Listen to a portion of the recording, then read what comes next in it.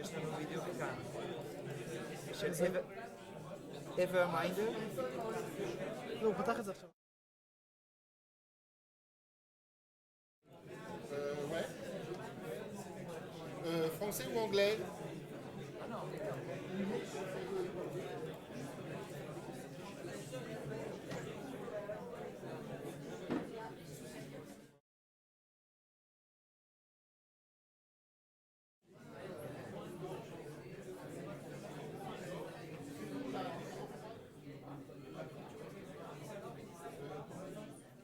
My name is Ezra Banoun.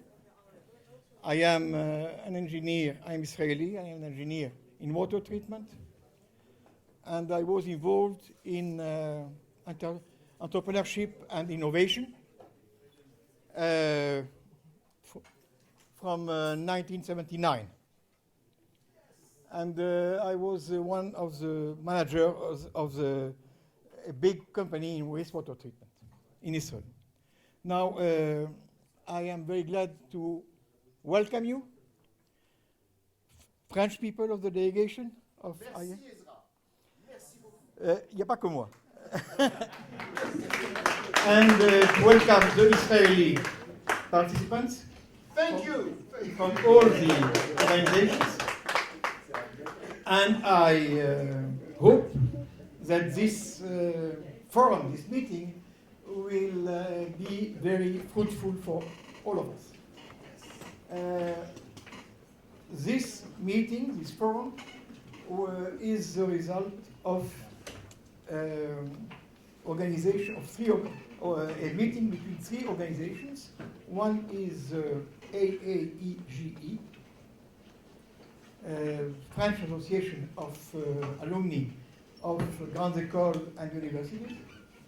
We are in Israel about 1,200. And Valérie will present you this organization after the word of welcome of André. The second organization is the JCT, Jerusalem College of Technology, and we are very glad to have the opportunity to do this meeting here with my friend Noah. And the third organization is the IE Club. You see the little man, very thin, André, who takes the initiative in order to run the organization. Now I want to tell you just one word about innovation. In Hebrew, we are not speaking about innovation. We are not speaking about entrepreneurship. We are speaking about yazamut. And the key word is initiative. And it is not the same approach. And it is not only in the high tech. It is in all the Israeli society, and especially, and it is not. It is a sort of startup state. Now I shall give to André to speak. Ezra, merci beaucoup.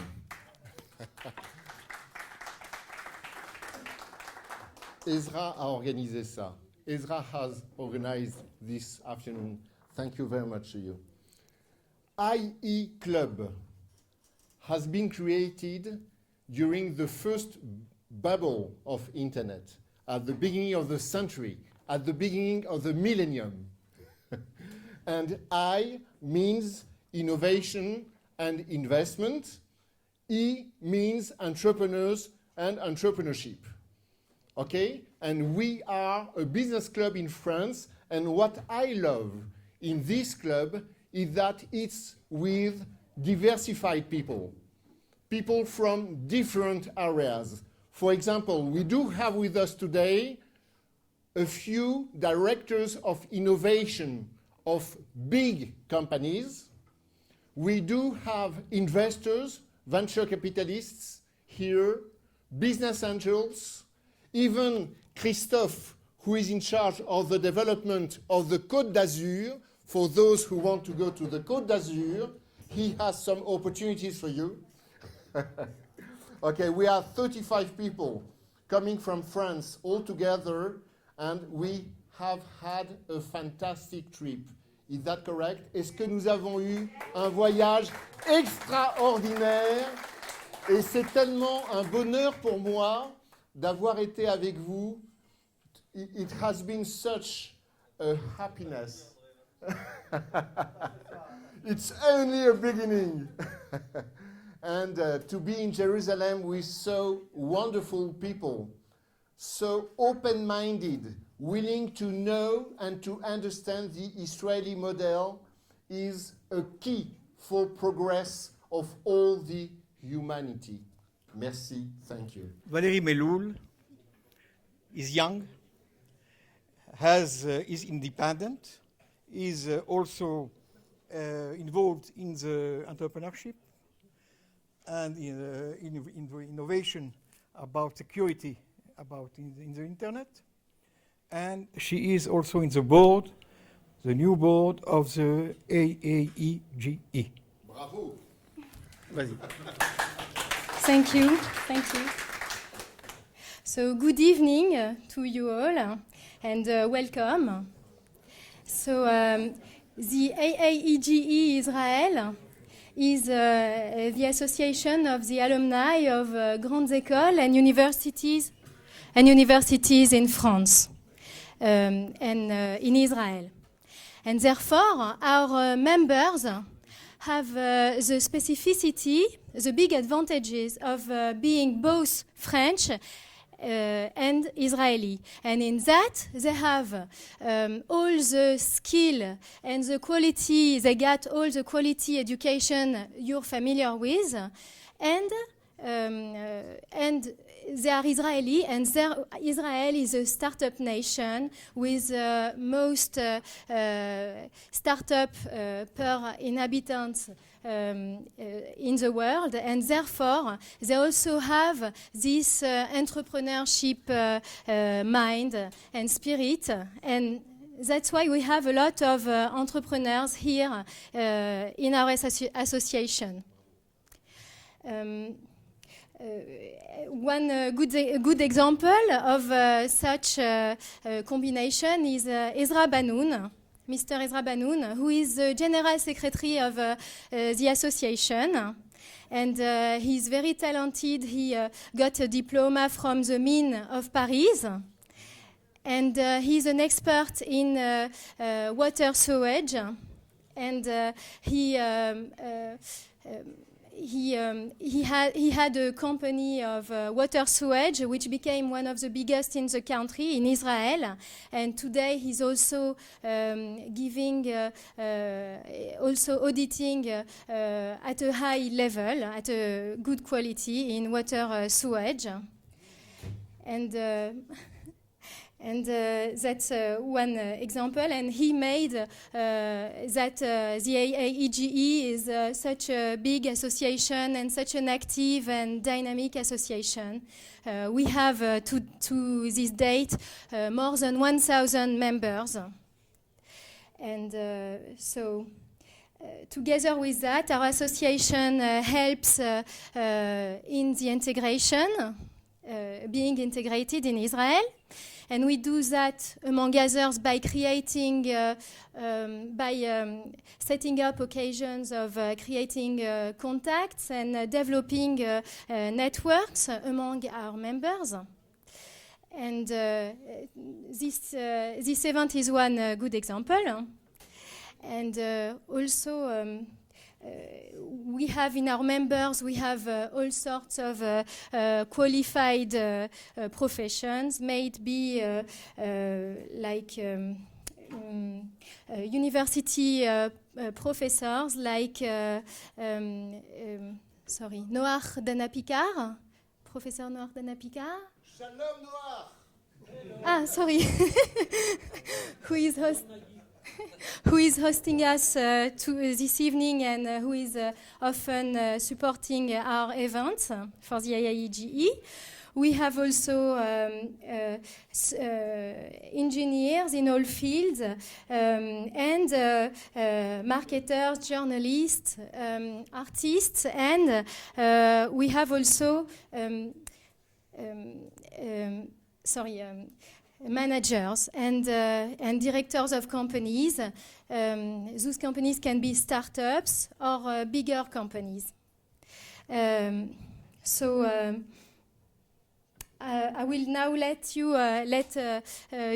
get acquainted with the projects which have been selected, and also afterwards by free networking with the other companies. And I hope you enjoy this evening and you have a productive evening. And have a nice day. Thank you. Okay, so to the delegation. We had a half day until now, so the evening is not finished yet. So we began this morning with understanding the innovation in Tel Aviv. So we were at the Google campus, and we saw there are some the Tel Aviv kind of innovation. And what we wanted to do tonight is something very special, because Jerusalem is something special. And we have the honor of having one keynote from the mayor, from Nir Barkat, that will be here later, and also from Noach, that will share with us about this special place. And before doing that, we wanted, as usual, sharing with the French delegation and some of the audience, we want to share with you innovators from Jerusalem. And we have with us two startups tonight that will share with you their project. One is, let's say, early stage. One is much more advanced. And I just want to introduce you Ben, that will make the first presentation for you tonight at the JCT. And we'll give him 8 minutes. So please, let us... Where is Ben? Ben, where are you? Oh, Ben, yes. Oh, you are second? I thought you were first. No, you're first. Come. So please, let's give 8 minutes. Bienvenue et bonne soirée. 1 second. Mon nom est Ben Wiener. That's it. That's all my French. Okay. My name is Ben Wiener. I'm the founder of Everminder. Everminder is a startup that I founded and self-funded until now. I'm a former corporate lawyer from New York. I'm sorry. I am a recovering corporate lawyer. I'm now a startup entrepreneur, social entrepreneur, and private equity executive.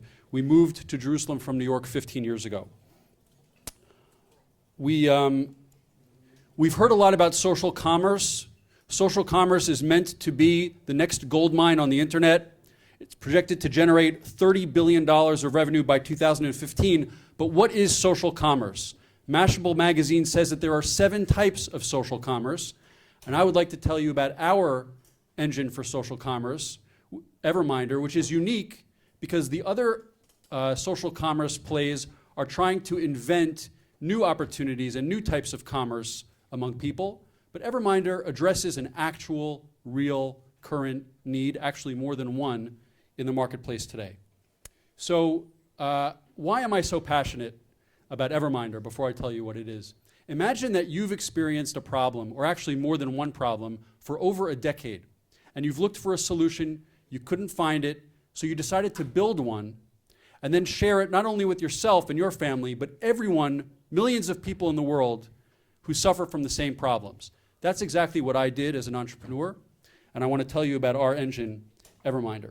So my problems were that in my family, over a decade ago, I took on the responsibility of reminding my extended family about every member's birthday, anniversary, every important event in the family.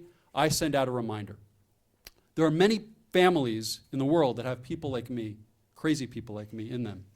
And if you take on that responsibility in your family, it's a miserable responsibility. It's a burden that is almost insurmountable, keeping track of all that information, sending out those reminders every time. It's a huge pain. And to make it worse, the people that you're reminding sometimes don't want to receive the reminders the way you're sending them. They can sometimes find your reminders as nice and as helpful as you are trying to be. They can sometimes find your reminders annoying or bothersome. So the question before people like me and millions of families like mine is, how do you balance keeping everyone reminded about important events without the bother for the person reminding and without bothering the people being reminded? And we discovered an elegant and beautiful solution called Everminder. And along the way, as we developed Everminder, we uncovered and unlocked a very robust, very vibrant, recurring revenue model which drives the business. So what is Everminder? Everminder is a patent-pending engine for family reminders in social commerce that takes 5 minutes for somebody to set up and runs for a lifetime in a family. As an admin of an Everminder group, you create the group once. You add members and their dates, then you sit back and relax for the rest of your life.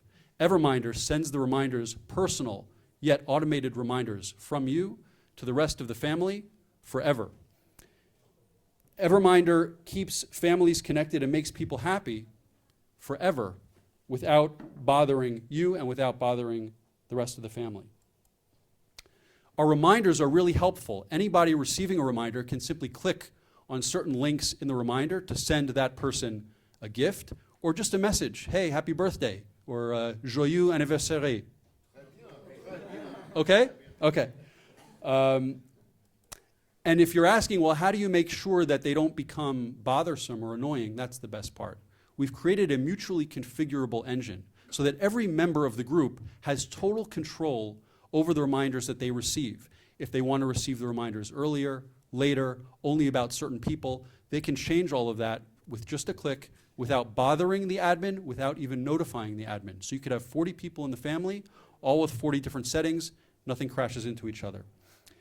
So the reminders are always helpful, always friendly, always usable, and never bothersome. More importantly, the members, knowing that reminders are going out about them, can use the choose a gift option to make sure that they use your reminders to receive the gift that they really want instead of that awful red sweater from Aunt Sally. Now, as I mentioned, Everminder is keeping people happy and keeping families connected.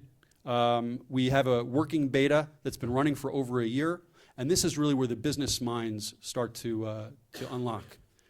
We have achieved in a very basic beta, without any fanfare, without any publication, remarkable click-through rates and on our calls to action. Our reminders generate 6 times the average response rate in email marketing, numbers that are unheard of in retail or in generating commerce. Our reminders generate at least 6% click-through rate, and we believe that once we launch publicly, we can achieve over 10% click-through rates on our reminders. If you think about it, family members know each other. They want to send a message or they want to send a gift. They will click on those reminders, and we found in our beta that families are using it more and more as time goes on, rather than less and less. What we've achieved is creating and capturing a very loyal, very vibrant, captive, recurring customer base. And that's where the business begins. We haven't launched yet, but we've already lined up all of our affiliate relationships. We have affiliate agreements in place with Amazon, Apple, JibJab, Just Flowers, many other vendors to capture the affiliate revenue from any of the click-throughs, any of the gifting that goes on within the group. And our free send message pages have advertising on them. So basically, anytime any of our members throughout our system clicks to take an action, we get paid. This is our ecosystem. I won't bother you with the specific companies, but you get a sense of where we sit. What we're showing here is not necessarily competitors. These are companies that play alongside and nearby us. Some of them are actually not competitors, but our partners, such as Amazon. And what's happening in this space of social commerce and the various parts of it that drive the market, many of the larger companies have become extremely acquisitive. There's a lot of M&A going on in our space, and we believe that once we launch and as our usage rises, a number of these companies have already acquired companies in the space and will be keenly interested in us, potentially even acquiring us one day down the line if we grow nicely. I've succeeded in building a truly super team. We are the Everminders. We've built a beautifully designed and wonderfully operational product. And we've achieved all of our pre-launch objectives. We will be launching in a few weeks publicly. We've already, as I said, built a working beta. We've secured our IP through patent and trademark applications. We've received accolades and external validation from all sorts of sources, including winning a number of pitch competitions. We've lined up and taken in our first external investment from a group of New York investors, and we're seeking up to $1 million to fund our public launch and our operations for the next year and a half up to profitability. I'd be happy to answer any of your questions, and I look forward to following up with you. Thank you.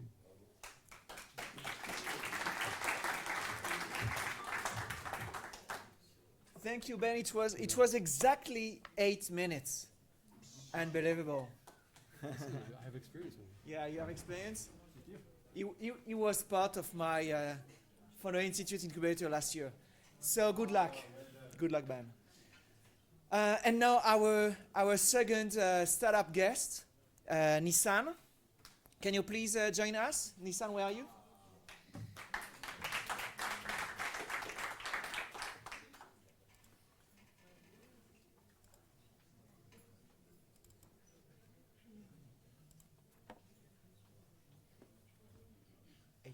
I will tell you 1 minute before. Okay, thank you.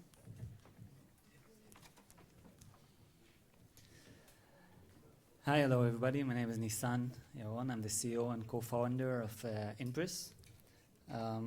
Impris is a family company. I started with together with my father. And the problem that we are discussing about is the problem of the keyboard. Now, we all know that the world is covered with touchscreen devices everywhere we go, everywhere we look.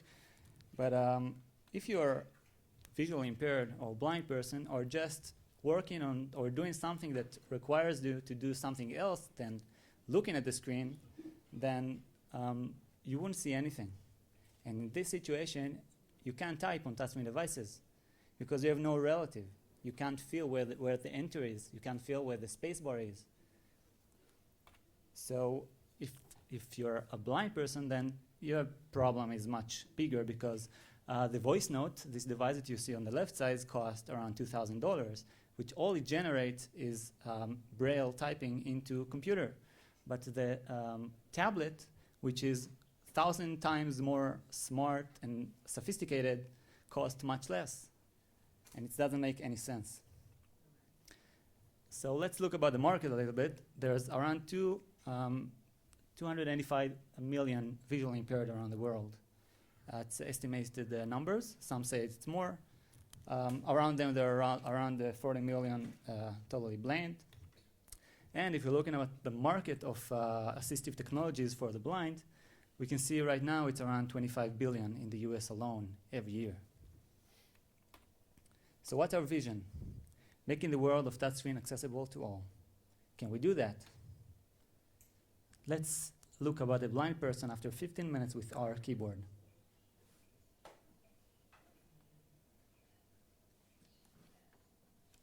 I don't know if you can hear it.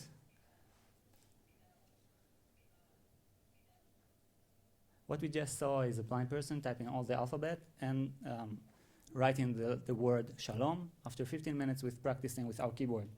Now I want to mention again, this is the application that replaced the $2,000 device that we've seen before.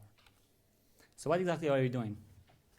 We created a system that makes it possible to type on touchscreen devices without looking at them. You just put in your hand on a screen. We are calibrating according to the user hand. We are placing HUD zones underneath the user fingertips. And then every HUD zone can generate a letter if you touch it or if you swipe it. The user can type the real Braille that he knows Braille. The Braille typing is doing by, it's similar to playing on the piano. It's by chords. So every letter has its own chord. So the user can just do his chords on the touchscreen itself. And we created a one-hand language. Every letter has its own intuitive gesture. If you want to do the letter M, for example, we imagine the letter M like this, right? M of the McDonald's. So we're doing M with 3 fingers down, okay? And W, it's the same, but to the opposite way. So there's a little language that the user can study 20, 30 minutes, and he can type on the touchscreen itself without any assistive technology. But if you don't like the default that we created, you can change it as the way you want. We don't see a lot of here because of the light, but you have a magician here, that every letter has its the gesture, and the user can modify it and change it by himself.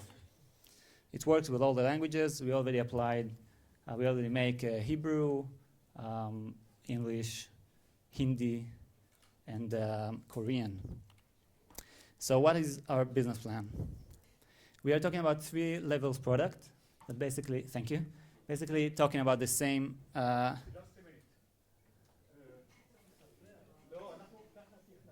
We'll wait for the mayor.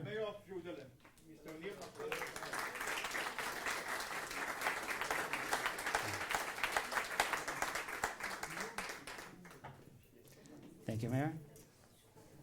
Okay, so I'll talk briefly on the business plan. We are talking about 3 levels product. The product for the blind, visually impaired, and early adopters. Basically, we're talking about everyone, young and kids. So product for the blind, it's an application. It will cost around $100. It's not so expensive. We saw that the device you're using is cost $2,000. The visually impaired doesn't know how to type Braille. We're talking about a cheaper version, $10 to $15. And for early adopters, kids, and everyone, we're talking about, just to explain, we're talking about a totally invisible keyboard. There is no, right now in the market, keyboard that can make the user use graphics, videos, and type during that. And the business model for this version would be in-app purchase of smileys, skins, and stuff like that. We also created a game that helps you practice the keyboard. So the second option of the business plan is OEM with manufacturers. As we see in the market, is pretty huge. There is no current solution. There is no competition in the market right now. And we already had discussion with Sony, Samsung, and companies like that. They're waiting for us to finish the product. This is what we hope to do. I will skip it. And there's future markets, secure access. We can do. What we actually created is encrypted language. So the user can create his own passwords, and there is nothing like that right now in the market. Here are a few things that people important say about us. And the last thing I would tell you that in 2 weeks we're flying to California, to 2 weeks in Silicon Valley. We were chosen as one out of only 8 startups from around the world to attend the Google program, 2 weeks at it's called Black Box VC. And that's it.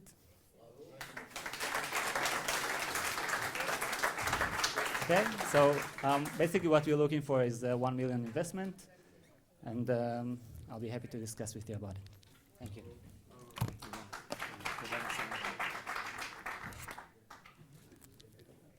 Okay, so thank you for the 2 startups and for the innovation, and I would like to introduce you Mr. Nir Barkat, Mayor of Jerusalem, but also a startupper, a previous startup hero in Israel, and we are very happy from the French delegation that came all the way from Paris and all over France to have you tonight speaking about Jerusalem and innovation.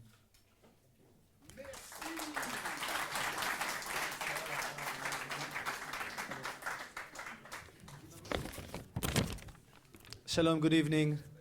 I'm sorry for the interruption. It was very important to let you finish your story. Thank you for hosting me here. Dr. Noah Picard, the president of the Jerusalem College of Technology, which lately I'm a regular visitor to this organization, very important organization in the future of Jerusalem. I'd like to welcome everyone from abroad. Dear friends, I'd like to share with you a little bit about entrepreneurship in Israel, and then focus on Jerusalem and a few opportunities we have ahead of us. I think us Israelis, there are 3 reasons why the high-tech sector is so successful. At very early age, we get thrown into the army, and we bear a lot of responsibility. Learn how to manage risk. I was a company commander 6 years in the paratroopers. in the first Lebanese war, shot in Lebanon in 1980. And some of the other friends we have are bearing lots of responsibility in intelligence, in all kinds of positions in the Air Force, etc. We have no choice but to be successful and practice our skills at early age. The second point is that our market is too tiny to really make a big bang. So Israelis cannot rely on the local marketplace. We have to go outbound to the global marketplace. And you see many, many Israelis going outbound, seeking partnerships around the world. And right from the beginning, we understand we have to partner. There's now a long tradition of successes in our country, of entrepreneurs that knew how to take their ideas to the global marketplace. Over $2 billion invested in high-tech sector by venture capital every year. And there's a strong overflow of ideas, not just in the traditional software internet, but also integration of knowledge of technology to traditional things like water, agriculture, cleanliness, oil, industry, manufacturing, and others. There's also another small competitive advantage we have, and that's our genes and DNA that we inherited from our parents. Never hurts. Take all that combined together, and you find lots of out-of-the-box thinking. The flatter the world is, the more plugged in we are to the global marketplace. I believe Israelis and here in Jerusalem and all of Israel, we have a competitive advantage. And that competitive advantage is something we have to invest and develop and expose, starting from elementary school, going through high school, expanding our colleges, including this one,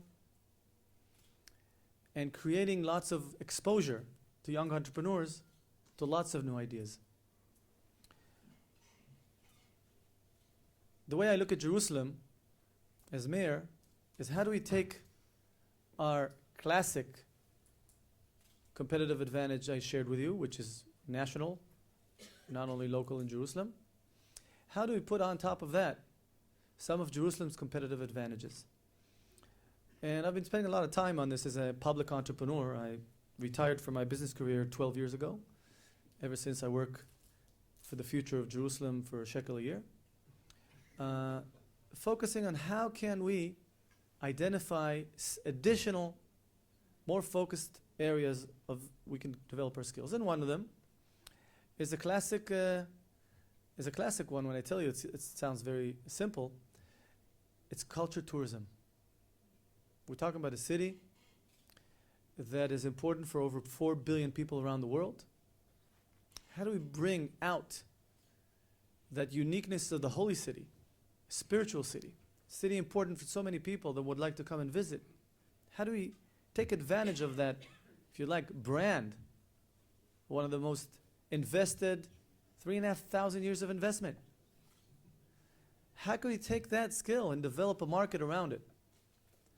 Of culture tourism, spiritualism, holiness. How do you complement them together and take advantage of that?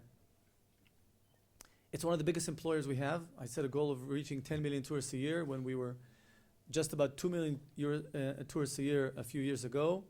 Today we're at a run rate of 4 million tourists a year.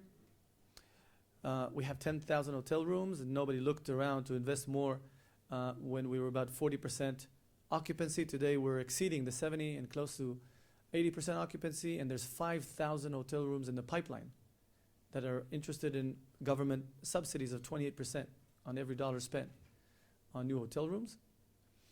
We have lots of businesses around, support businesses around that, to get from 2 to 10 million tourists a year.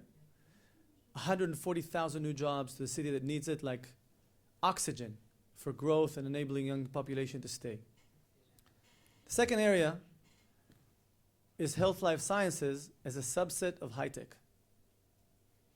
Turns out that in the Hebrew University and in the colleges, there's lots of friction, positive friction, between young entrepreneurs in the area of health life sciences, lots of research, medical devices, pharmaceuticals, technology, knowledge. We identify that the area of health is going to change. There's a paradigm shift in the pipeline. We can see it, where medical services are moving from being hospital-centric to patient-centric. You're going to see people monitored all the time. Rather than try and figure out, go to the hospital to check out what's going on, you will know what happens to you through the cloud and knowledge, and just go for a fix to the hospital. It's an era of knowledge and data that we have a very big competitive advantage here in Jerusalem or in general. I believe that area, we know it's scaling very fast in Jerusalem. Lots of opportunities, lots of young startups, about 150 side by side to Teva and Rafa, Hadassah and Sha'arei Tzedek, which is nearby here. Lots of opportunities. And by the way, health is one of the areas that brings people together and combines people, and is very, very, in my mind, complementary and is tailored to the city of Jerusalem. That effect has a big halo effect on all of the high-tech sector, which is scaling. We have 40,000 students in Jerusalem just a while ago. My goal is to exceed 60,000 students until 2020. This college has a lot to do with the scalability. I would like to see it scale with a few thousands more students in the next few years. Same with the Hebrew University and a few other colleges we have in Jerusalem. That creates critical mass of young population that are hungry for jobs, for ideas, and when you look at the opportunities coming to Israel, the world that is becoming closer to us, investments that are growing in areas of skills, there's no doubt in my mind that this will have a strong halo effect and enable us to scale our economy, create more jobs, keep more young in the population in Jerusalem, build Jerusalem and strengthen it. Thank God the city is going through renaissance in many, many ways. Culture is at its best. Culture today in Jerusalem is 5-6 times more than it was 5-6 years ago. The job creation in Jerusalem, until 2008, Jerusalem added just about 5,000 new jobs every year. 2009, 10, and 11, we added 10,000 new jobs. In 2012, 17,000 new jobs in Jerusalem. Our budget's been growing from year to year, 4 years in a row, over 8%. Look at the number of cranes in the air, and you'll understand that the city is very bullish, and our investors find it a good time to invest in Jerusalem. Crime rates, we have today 10% of crime rates in Chicago, Los Angeles. I haven't checked in Paris lately. 10% of Moscow. I'm talking about murders. Jerusalem is one of the safest cities in the world today. And I believe it has a lot to do with the fact that our economy is going north. We are very, very interested in doing business, especially in the global marketplace, especially in areas that we believe we have competitive advantage.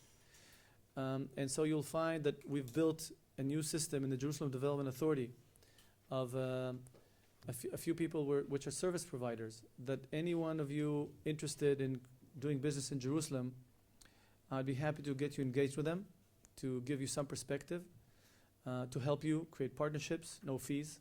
We don't charge anything, on the contrary. We know how to give grants. And our goal is to create more partnerships, to create more jobs in Jerusalem, because it's in the critical path of success of Yerushalayim. And that's why I'm here. I'm here to tell you that we'd love to get your business.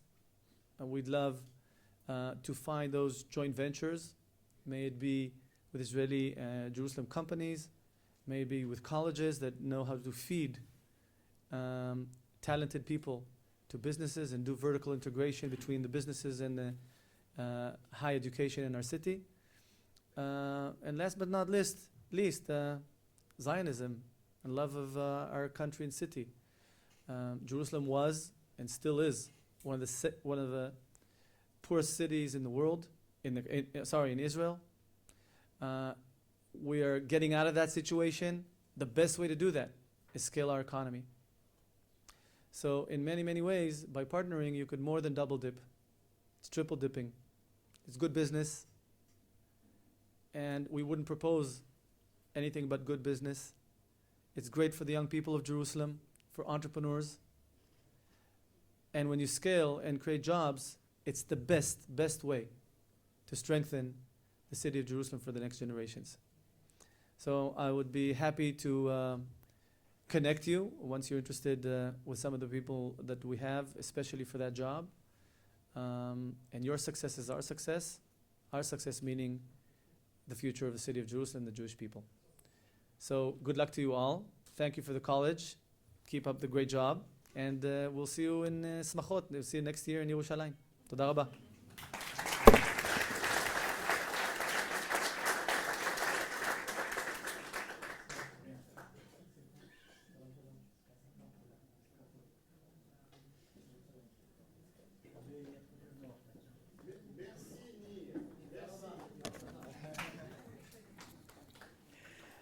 It was not only an honor to have here the mayor of Jerusalem, Nir Barkat, who is young and who is going from the high tech.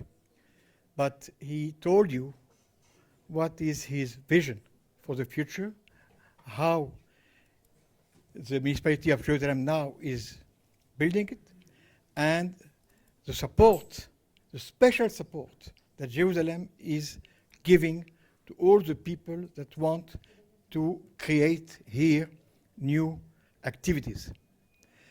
Now I want to present you Noah. He will welcome you he is the president of the Jerusalem College of Technology, and you shall see it. He is a guy very, very, very special. That will share with you what they are doing and maybe also the vision of this very special place. So please, Noah, with your applause.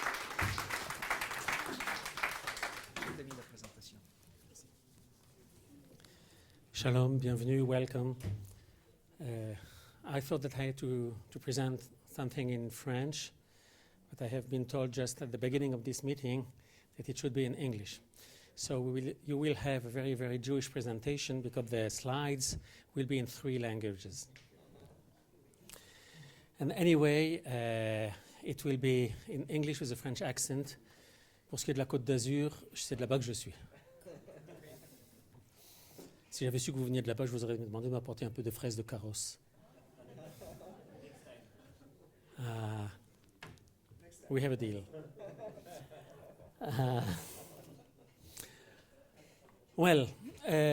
This institution was in what is called a college in the American way of speaking.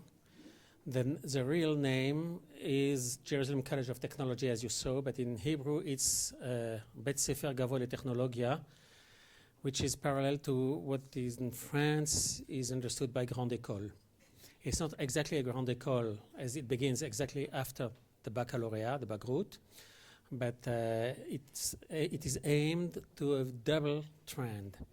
Here, what is written here is it's an institution. Maybe we should have these lights off. I'm not supposed to know how to deal with a low tech.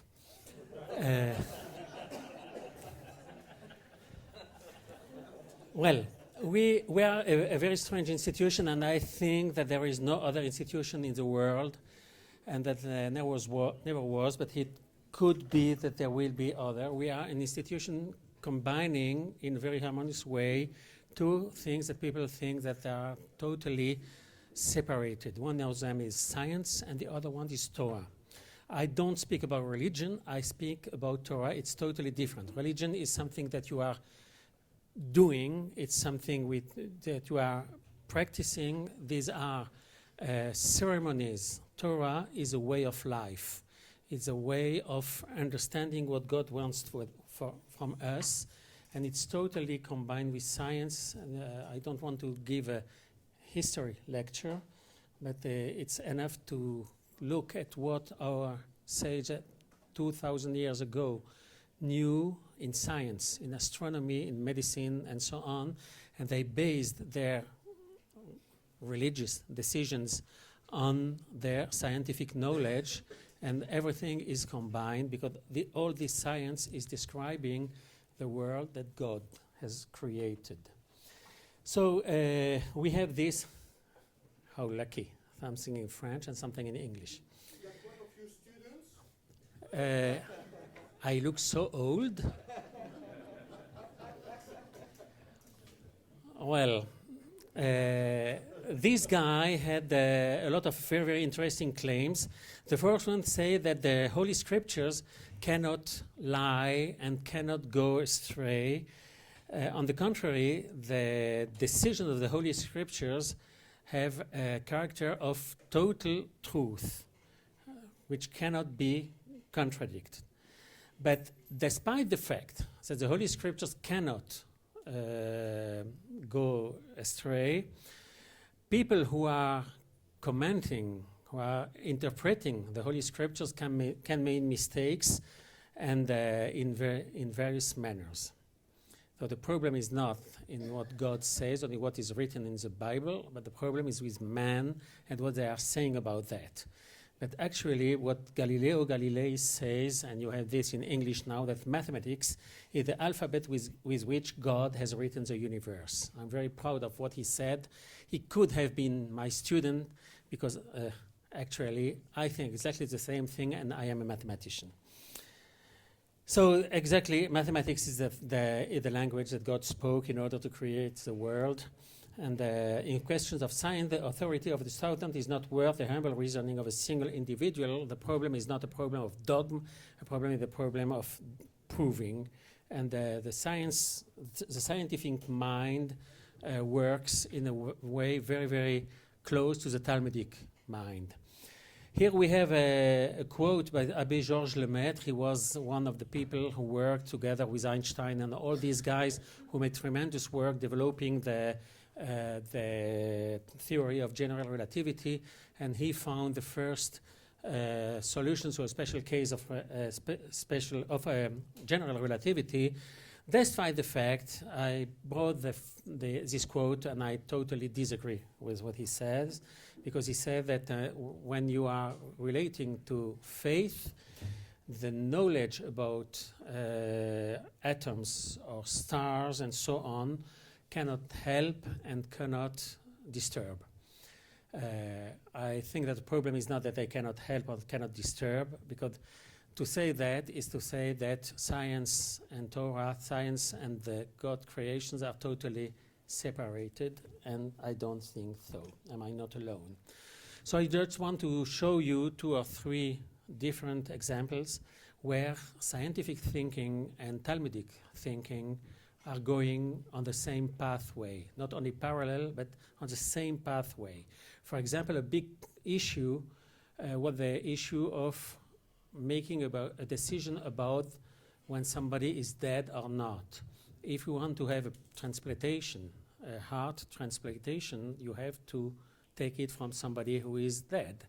Otherwise, you are a murderer. So you have to decide that, and in Harvard, they described what is known as Harvard criteria for brain death in order to decide, and generally people go along with this description.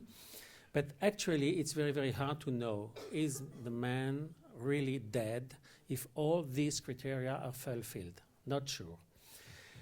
Rav Moshe Feinstein, who was a very important rabbi living in America, he passed away 15 years ago, a very big lawmaker in the Jewish world.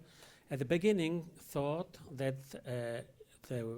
you can decide that somebody is dead if his body doesn't work in the same way it would not work if you would cut his head off. So you separate the head from the rest of the body, guillotina, and so this is the way of deciding whether somebody is dead or not.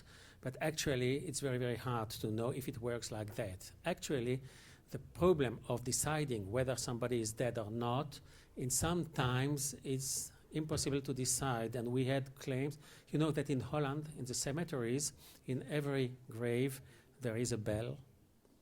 Because if the man or the woman that you have buried is not dead, he can press a button and somebody hears the bell and can catch him. It's a big problem. And in France, there are a lot of cemeteries where they found that the man or the woman there inside has been buried alive. There are signs showing that. So it happened. So it's a big problem, and there are problems where no decisions can be made. This is the foundation of the theorem of Gödel, that there are problems which have no solution. And this is totally incorrect politically, because when you ask a journalist, he will ask you, what is your solution? But sometimes there are no solutions. Please, some quotes of politicians and what happens with international relations. Well, and in science you have this problem, the problem of this cat, the Schrödinger's cat, where you cannot decide whether he is dead or alive. And if you cannot decide whether he is dead or alive, maybe he is both dead and alive. This is all the foundation of the quantum mechanics. And so this is a problem that without changing the real fact, without intervening in what you have in front of you, you cannot decide. And if you intervene, it's not the same situation. So you have to make a decision, and then you know what happens with your cat. Well, another possibility, dawn. Is it day or is it night? It depends. Sometimes it's, where is it? Where is this picture? You know that, you know? Yes. Okay, you know your country. And it's a big problem. It's a big problem, for example, when you know that a Jewish newborn has to be circumcised at 8 days. But how do you count these days if he has been born at dawn? Okay. But this problem of doing that at dawn, it's a problem for a lot of situations when you have to decide whether it's day or night, and it's in a certain extent impossible to decide, and therefore and the Jewish religion relates to dawn at a period which is neither day nor night, and sometimes both. But anyway, in order to decide and to know exactly what is dawn, and it depends at which latitude you live, but anyway, you have to know something in astronomy. And you have here a quote from the Talmud in the Tractate Shabbat, where Rabbi Shimon ben Pazi said that if somebody is able to deal with astronomical problems and doesn't do it, he is considered as something who is not staring at the creation of God. It's not only an intellectual problem, doing or not doing these computations, but it's actually not relating to God himself. And Rabbi Shmuel bar Nachmani says that she is your wisdom in the eyes of the nations. What is our wisdom? It is astronomy. That we are able to make all these astronomical computations in order to know when it's spring, when it is winter, and when it is day, and when it is night. And we have a lot of texts in the Talmud 2,000 years ago describing something that the modern science discovered only 150 years ago. So when you can see that, you can ask yourself, are these guys scientists or rabbis deciding where sunset or sunrise will be? I see that all these comics are very old comics because you look like people who don't know who are these guys. And This is culture. Really? Of course. Is there something else? Well, who are we? Who are we? Please.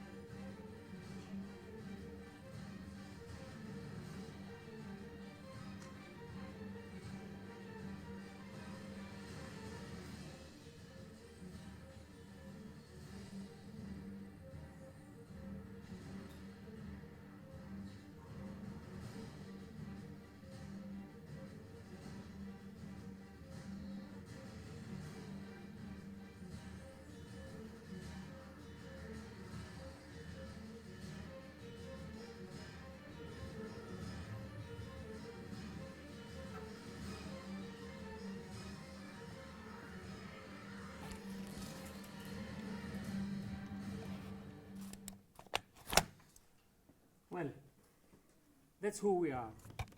I don't know whether you paid attention to that or not, but the title of the slides never fitted the slide. Okay? And this is because we don't see the world as separate fields, but we see the world as a whole. And so our students are studying both electro-optics and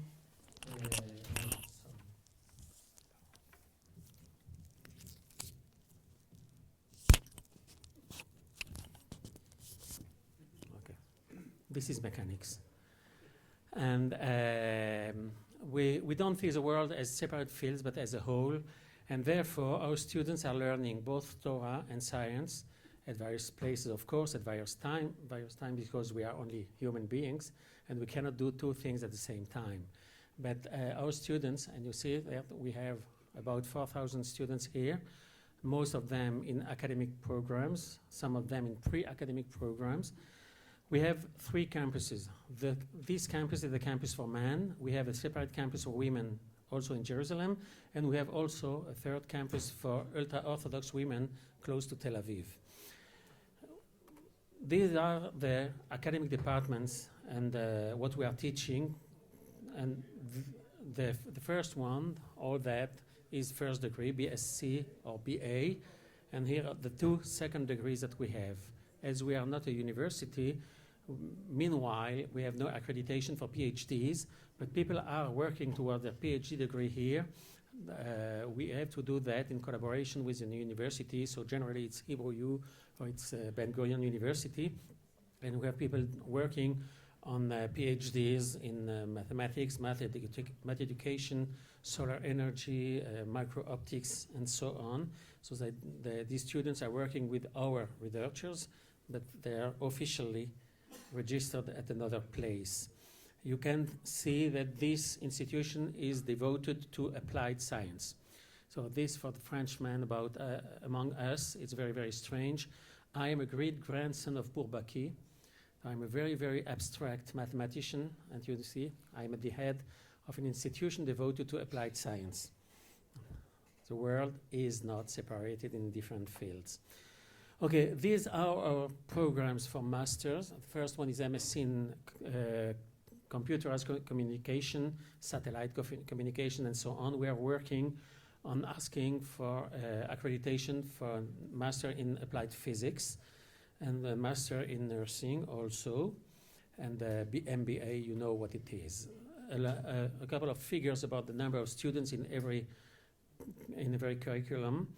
Most of our students are learning toward a degree, an engineering degree in high tech, some of them in business management or accounting, leading to a CPA, and we have also the best nursing school in the country. Yes, I'm not modest, because I know that we are the best one because of the national exams and the results of the national exams. And so they proved it, not I. And we have very, very specific programs for youngsters. You know that here in Israel, every young man or woman has an army duty immediately after high school at the age of 18. But the army has it that it's possible in some cases to be accepted in an academic institution and to study as a soldier. And then when they graduate, they go to the army and work in their profession. So we have such a program, and we have currently more than 160 students who are studying towards a degree in electronics, electro-optics, software engineering, and something else. And then they will be incorporated into the army as engineers. Okay, research is for us very, very important. The governmental funding goes to universities, so we don't receive any single shekel for research here from the government, but we are working very hard in order to raise funds to have research. And so these funds come either for grants from binational, France-Israel, German-Israel, and so on, from sources like that, or with contracts with industry. And then they work on projects. I will show you some of the topics that we are working on in our research labs. But the very important thing, 2 minutes? Okay, so I must go a little faster. Well, this is a partition of the topics where we are working, but here is something very, very special. We bring to engineering women. We have 600 women learning currently towards a degree in engineering and in hard domains, in electro-optics and communications.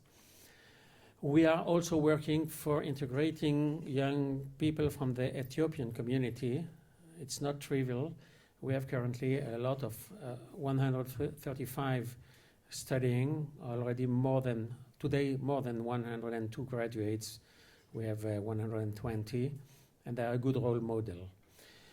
We have connections with high tech in Jerusalem. 30% of the employees, of the graduates, are employed in Jerusalem companies, and 30% of Jerusalem companies have been founded by Jerusalem graduates. This is an example. BSolar, it's in solar energy. Code Red is in security. Cielo is electro-optics. Real imaging, you can understand what it is. Ophir Optronics is in electro-optics. They made an exit of $250 million 1.5 years ago. Newport in California have purchased them. NDS has been founded by 3 students plus 1 extra man. After a couple of years, they made an exit. They have been bought by Murdoch, Rupert Murdoch, and now Cisco has purchased NDS 1.5 years ago for $5 billion. We have no shares. And finally, our students sometimes work in industry, sometimes in civil administration, sometimes in the army. And to give you an example of this symbiosis that we have between science and Torah, the man in the middle, this guy, is both an engineer in the Navy and a rabbi. His father is a physicist. He retires just now. He worked in the physics department here at JCT. And his 4 brothers are also engineers in electro-optics. These are our directions for the next few years. We want to expand our programs of masters, expand our engineering fields. For everything, we have to ask for accreditation from the Council of Higher Education, and it's very hard. But we ask for that. Here we have to ask for permission to present a file to apply for accreditation. It's very hard. Okay, some figures about the students that we have. And before I finish, I just want to mention 2 special structures that we have here. First of all, the Center for Entrepreneurship with Dr. Avike, he's somewhere here. We are training our students for entrepreneurship, not only to teach them. We are not an institution who only conveys knowledge, but we want to educate them to be entrepreneurs. Here, Dr. Avike, the director of the center. And we have another structure here. I have no slide for that. It's with Dr. Asher Perez. He's the head of a startup named Quantup. This startup has 1 foot in France, 1 foot here. He just came back today from Strasbourg, and they work on projects for French clients. They do it here with our students. When a student finishes his studies, he has to acquire some experiment in order to be acceptable by industry. So they work with him in his company. They have already, how many? 12 projects. They have also now comments for 12 more students who will work with them and develop projects and industrial project, not academic one, but industrial project. Maybe he will tell you a couple of words, and you can see one of his labs and a presentation, not in the lobby, but across the lobby. You have there a lab, and you can have a look there or have explanations by him. That's it. That's what we are. How we say in Hebrew, al regel echad, on 1 foot. But more than what I could tell you, there is here, and you are invited to come back to visit, to have contacts with Dr. Perez, with Dr. Avike, with the staff of the PR department. They are now in America, therefore they are not here with me. But anyway, you are invited. It's very, very easy to find us. Ezra can show you how is the way to here, and Yossi knows it very well. So have a nice day.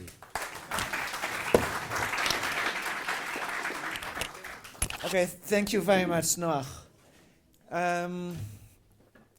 Okay, so we have André. We have few minutes before we finish and before we go to the cocktail place and before you can mingle a bit. Maybe some of the French delegation people just want to provide a 10-second pitch. And if some of you want to say hello and to be able to mingle with the right people in the audience, please, Michel, from the French delegation. Hello everyone, my name is Michel Kaufmann and I'm running with a few other people the French Chamber of Commerce France-Israël. I'm very often in this country with a lot of French entrepreneurs, and I want to say that We have been very pleased with this trip. And I wanted to precise a few things. I say this on my own, and maybe I do say this also considering the people of this delegation. I should see the guy who made the presentations là-bas.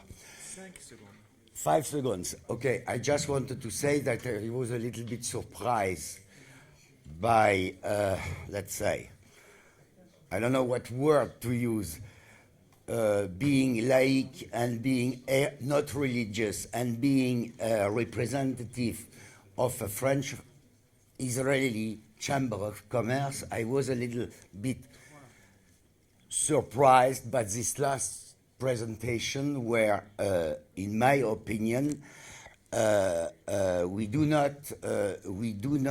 mix a little bit the reason of the trip with some other subjects. I wanted to say this on my own name and maybe in the name of a few other people here present.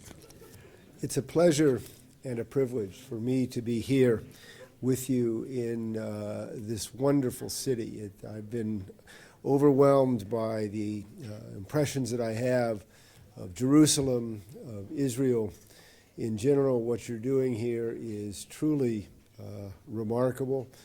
I congratulate all the entrepreneurs that we've seen, and I'm looking forward to seeing how we can work together with the United States, with France, and with Israel. Yeah, I've been for 30 years. I've been helping small and medium-sized European businesses come to the United States, American businesses to come to Europe. And for 3 years, I've been professor of globalization and international business at the University of Colorado, Denver. And I'm also teaching as a visiting professor in France, Poland, and I hope one day soon in Israel. Bienvenue, Windham. Thank you.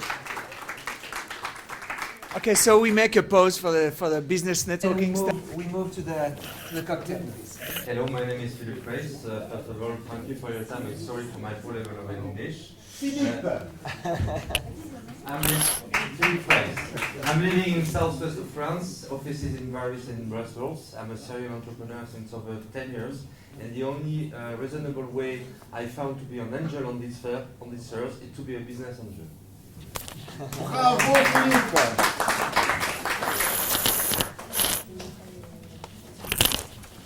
Good evening, my name is Frederick. I work for a solar company in France which is provider of utilities for cities. So I'm very interested in everything that could be linked to environmental sciences and water treatment and services to the cities in general. So don't hesitate to contact me. It will be a pleasure for me. Okay, thank you, Frederick. Good evening, I'm Chris Perez. I work for an economic development agency and I'm in charge to promote the south of France and the science park called Sophie Antipolis. I'm also in charge to promote another place around the airport dedicated to green technologies, and my economic development agency is in charge to attract foreign direct investment. We closely work with the United States and also with the north of Nordic countries, but we also want to create specific collaboration with Israel thanks to the fact that we open direct line between Tel Aviv and Nice. So I'm here to discuss, to collaborate, and to try to organize something between your country and my region. Thank you, all of you, for the welcome. It was my first time here in Jerusalem today, and it's a lot of emotion for me to have the opportunity to discover this beautiful city. Thank you. Merci, Christophe. Good evening, I'm an economist and I'm representing the Chamber of Commerce of Paris. I was very surprised by the presentation, and I'd like to say that we miss developers in France, and so I'm very happy to see that you have 1,000 of computer science developers here. So welcome all students from here in Paris, because all startups need you. And And I would like also to say that I think we need to learn about your approach, because in France we don't mix different fields. So you mix physics, you mix industrial engineering, you mix software engineering, telecom system, and computer science and bioinformatics.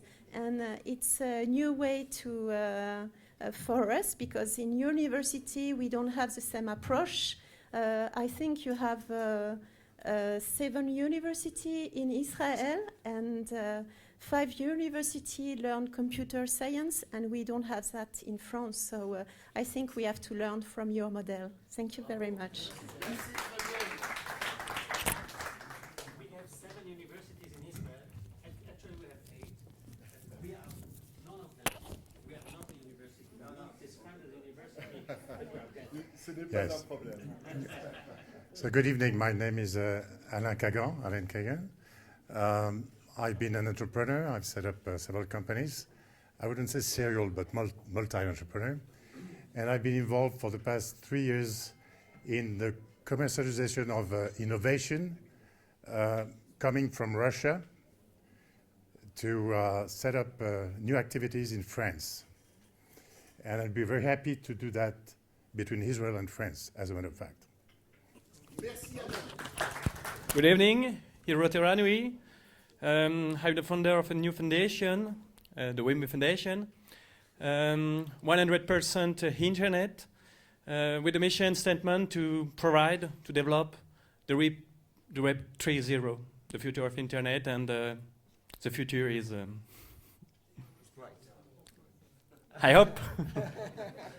Thank you, and it's a great pleasure to be here with you tonight. Thank you very much. Sorry, I have a problem with my voice. So I'm very glad to be here today. This is the second time I come in Israel. I came two years ago. I am graduated of a Master in Technology and Innovation in the engineering school in Paris. It was 10 years ago. Today I do something very different. I handle a company focused in purchasing and logistics, and I manage a team of 12 people who are 12 entrepreneurs. The middle age is 47 years, and the experience is 27 years. I am a junior. I'm 42. It's funny. Thank you to Yossi for this trip. Thank you for Andre and all of you. I'm very glad to be here today with you. I'm very proud to be Jewish too. Thank you. Okay, guys. So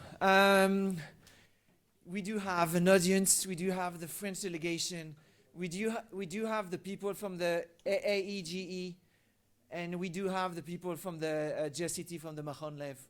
I would like you, please, to first of all, I would like to tell you thank you, and we are very pleased. I mean, we were yesterday and today 2 very intense days with the French delegation. We have still, I mean, few more hours that will take benefit of all of you, but meantime we have about 30 minutes to mingle, to be with the Jerusalem people, the people that wanted to meet you guys. So please, let's move to the cocktail, and thank you very much.